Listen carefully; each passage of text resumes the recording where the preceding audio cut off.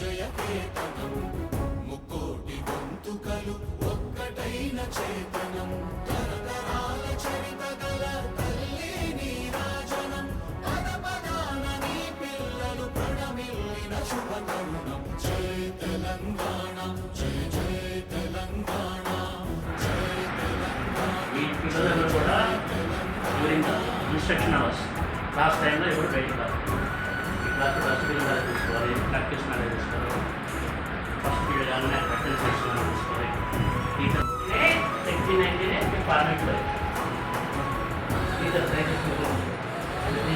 student కావడం మీ notes selection అయ్యి 1999 format పరీక్ష కూడా